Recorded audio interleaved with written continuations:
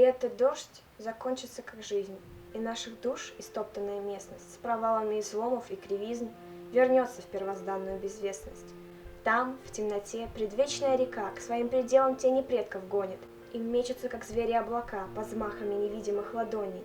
И дождь, слепой, неумолимый дождь, питая переполненную сушу, пророчеством становится, как дрожь художника, рождающего душу. И наши голоса уносит ночь, крик памяти сливается с пространством, с молчанием, со всем, что превозмочь нельзя ни мятежом, ни постоянством.